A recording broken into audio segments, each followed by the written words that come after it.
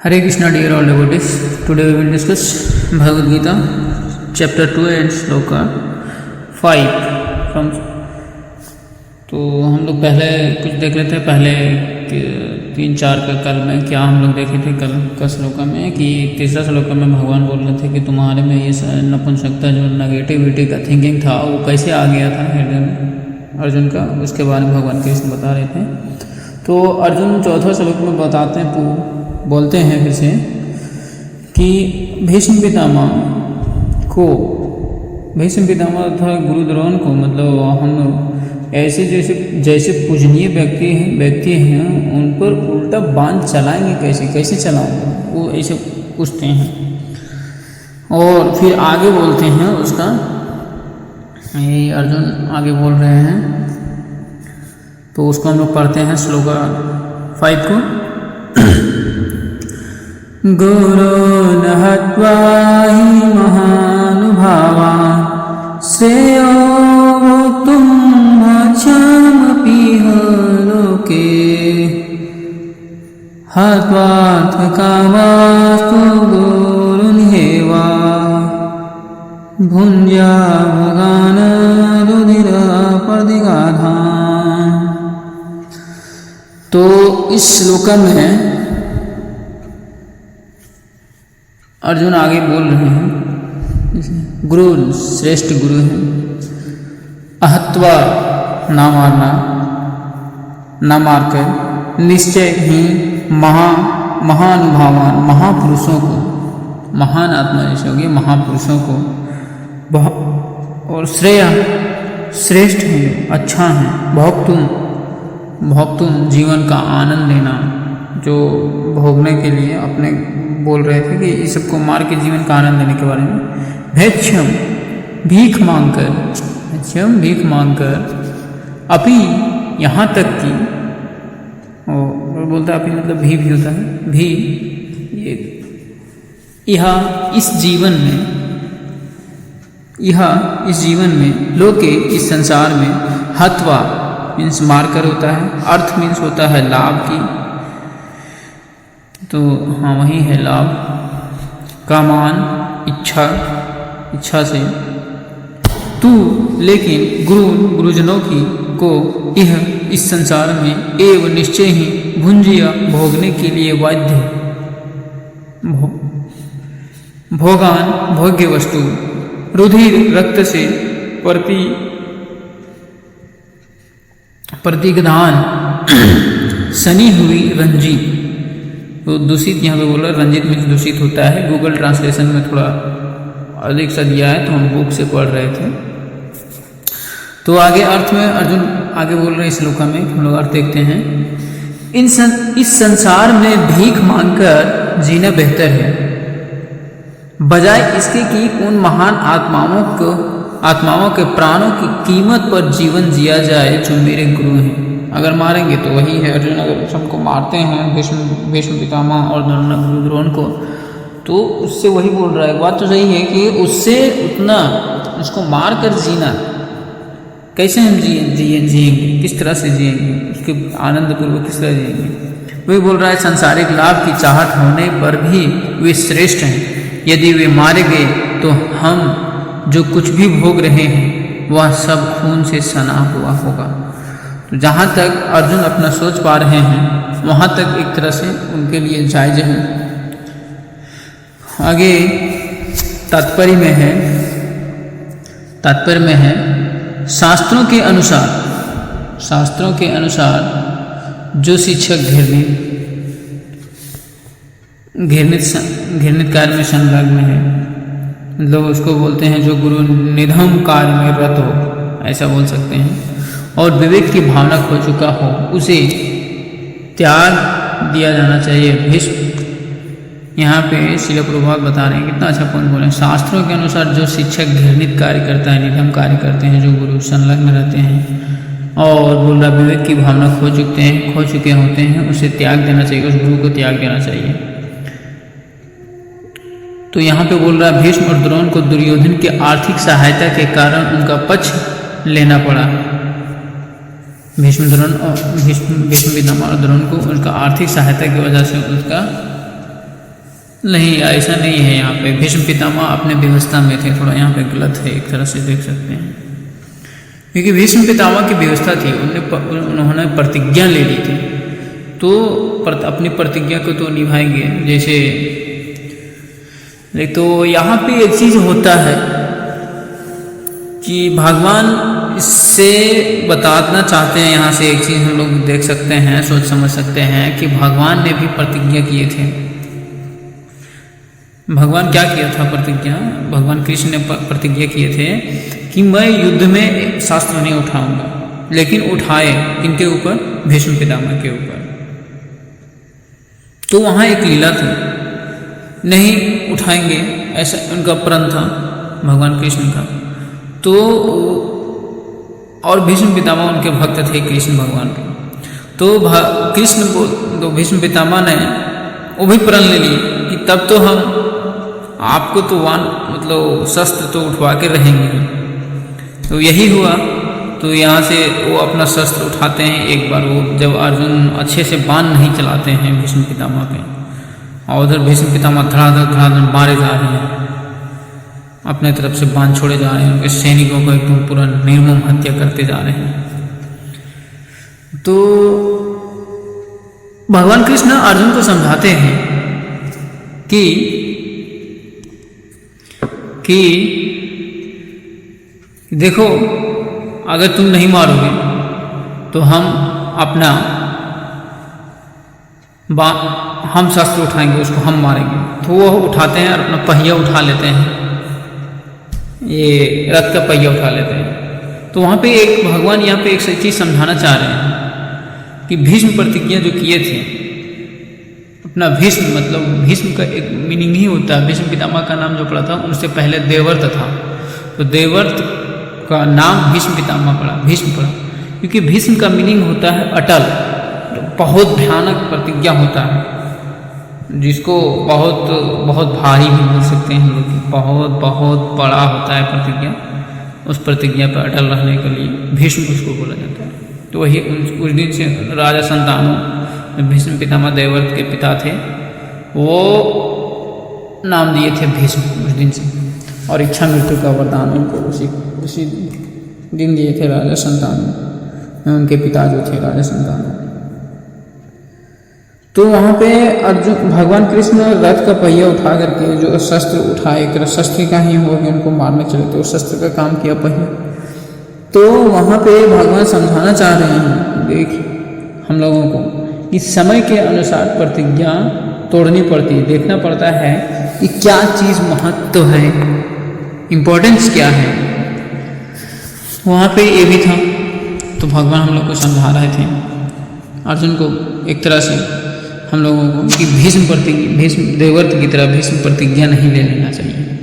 इस अगर लिए हैं तो समय के अनुसार, क्योंकि धर्म अब पांडवों के पक्ष में था और अधर्म का अब पक्ष रहे थे भीष्म पितामह। सत्ता अब अधर्म में चले गया था, धृतराष्ट्र के हाथों में जो लालच।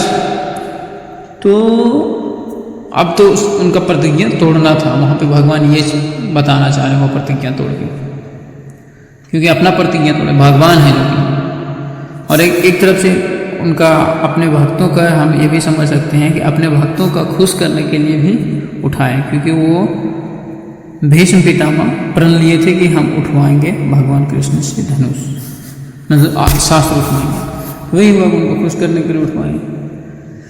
आगे बोल रहा है यहाँ पे, क्या बोल रहा था हम लोग देखे नहीं, कुछ देखते हैं आगे। यहाँ पे भीष्म द्रोण को बोल रहा है दुर्योधन की आर्थिक सहायता के कारण उनका पक्ष लेना पड़ा, हालांकि उन्हें केवल आर्थिक कारणों से ऐसा नहीं करना चाहिए था। वो आर्थिक कारक सहायता की वजह से वो द्रोण थे, भीष्म पितामह नहीं थे। अभी जो हम रियलिटी बताएं वो था। और बोल रहा है परिस्थितियों के अनुसार उन्होंने शिक्षकों की सम्मान खो दिया। शिक्षक बोले शिक्षक सिर्फ द्रोणाचार्य के लिए है, ये नहीं होगा, भीष्म पितामह के लिए नहीं होगा। लेकिन अर्जुन सोचता था कि फिर भी वे उसके श्रेष्ठ हैं, मतलब अर्जुन के श्रेष्ठ हैं, और इसलिए उन्हें मारने के बाद भौतिक लाभ का आनंद लेना खून से सने हुए लूट का आनंद के समान होगा, ऐसा सोच रहे हैं अर्जुन। और पांचवा आगे वाला श्लोक में है, बोलते हैं छठा श्लोक में, न चेतद्विद्धं कत्र न घोरियो यद्वा जयेमादिवानायुर्जयेयु आनेव हत्वा न जिजीविषम् यथे सविस्थिता प्रमुखे धृतराष्ट्र। थोड़ा सा यहाँ पे ये ट्रांसलेशन सही नहीं किया गया है। यहाँ पे ट्रांसलेशन जो होगा यत, ये हम ट्रांसलेशन किए थे ना, इसकी वजह से ऐसा आ रहा है। जैसे देखिए यते ऐसे करके है, यतेव स्थिता होगा, यतेव स्थितः प्रमुखे धृतराष्ट्रः, वही था। तो यहाँ पे आगे संस्कृत में देखते हैं, न च भी एतत् यह विद्म, हम जानते हैं, कटरात जो न हमारे लिए के है उत्तम, यत व चाहे जयमा हम जीते यदि व या न हमें जयेयु वे जीतते हैं, यान जो एव निश्चय ही हत्वा मारकर ना कभी नहीं, जिजीविषाम हम जीना चाहते हैं, ते वे सब अवस्थितः स्थित प्रमुखे आगे धृतराष्ट्र के पुत्र।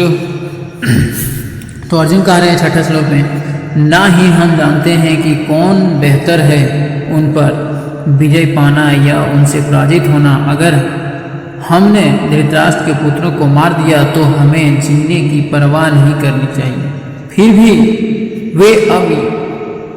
भी वे अब युद्ध के मैदान में हमारे सामने खड़े हैं। तो यहाँ पे बताना चाह रहे हैं कि अर्जुन बता रहे हैं कि हम यह भी नहीं जानते हैं कि हमारे लिए क्या श्रेष्ठ है।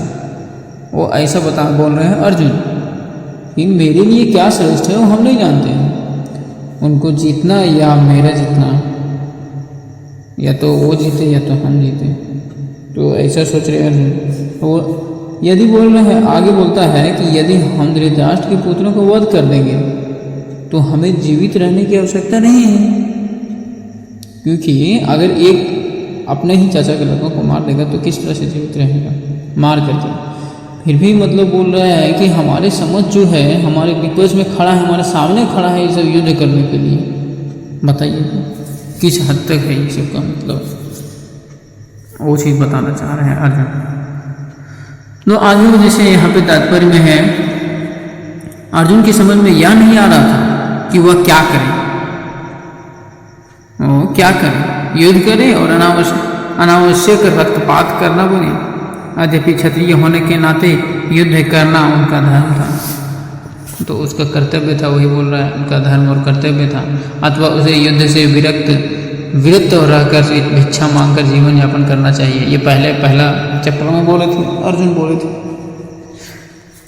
यदि वह शत्रु पर विजय प्राप्त नहीं कर पाता तो भिक्षा मांगना ही उनके जीवन निर्वाह एकमात्र साधन होता है, ना ही विजय की कोई निश्चितता थी। क्योंकि वो नहीं जानता था कि हम जीतेंगे कि क्या करेंगे, सोचना निश्चित नहीं था। क्योंकि आगे बोल रहा, क्योंकि दोनों में से कोई भी पक्ष विजयी हो सकता है। यदि विजय उनके पक्ष में कर रही होती या उनका उद्देश्य उचित होता, तब भी यदि धृतराष्ट्र के पुत्र युद्ध में मारे जाते तो उनकी अनुपस्थिति में मुझे जीवित रहना, ये है यहाँ पे ये बताना चाह रहा है अर्जुन कि बहुत कठिन होता। ऐसी परिस्थिति में उनके लिए एक अन्य प्रकार की पराजय है। तो परिस्थिति एक बोल रहा है, ऐसी परिस्थितियों में यह उनके लिए एक अन्य प्रकार की पराजय होती है। क्योंकि दूसरा, हम अकेला देखिए सुख होता है सबके साथों में, सबके साथ मिलकर जीने से सुख में आनंद मिलता है और ज़्यादा आनंद मिलता है। तो वही सोच रहे कि उनके अनुपस्थिति में हम लोग किस तरह से आनंद लेंगे। एक तो पराजय ही हुआ। अर्जुन के इन सभी विचारों से निश्चित रूप से सिद्ध कर दिया कि न केवल वह भगवान का महान भक्त है, बल्कि वह अध्यात्म अत्यधिक प्रबुद्ध भी था और अपने मन तथा इंद्रियों पर उनका पूर्ण नियंत्रण था। राजघराने में जन्म लेने के बावजूद भिक्षा मांगकर जीवन यापन करने की उसकी इच्छा वैराग्य का एक कारण है। घर त्यागना, सब कुछ त्याग देना, ये इसको वैराग्य बोलते हैं। यहाँ अर्जुन को एक लक्षण बता रहा है कि वो वैराग्य है, क्योंकि भगवान के भक्त थे। वास्तव में वे पुण्यात्मा था, जैसे कि इन गुणों के साथ साथ श्री कृष्ण उनके आध्यात्मिक गुरु के उद्देश्यों में उनकी आस्था से पता चलता है। यह निष्कर्ष निकाला गया है कि अर्जुन मोक्ष के लिए बिल्कुल योग्य था। जब तक इंद्रियों को नियंत्रित नहीं किया जाता, तब तक ज्ञान के स्तर तक पहुंचने की कोई संभावना नहीं होती है। ज्ञान और भक्ति के बिना मुक्ति की कोई संभावना नहीं है। अर्जुन इन सभी गुणों में सक्षम था, अपने भौतिक संबंधों में अपने विशाल गुण के अलावा मतलब यहाँ पे बोल रहा है अर्जुन अपने भौतिक गुणों के अतिरिक्त इन समस्त मतलब देवीय गुण में उनके में आ गया था। तो होता है, जैसे बोला जाता है कि भागवत गीता का जब भी अध्ययन करते हैं तो भगवान कृष्ण को भगवान अगर कोई नहीं मानता और भगवत गीता का अध्ययन करता है तो उसको सही से समझ में नहीं आएगा। ये चीज़ रियलिटी है। हरे कृष्णा। ठीक है, तो आज यहीं पे रखते हैं।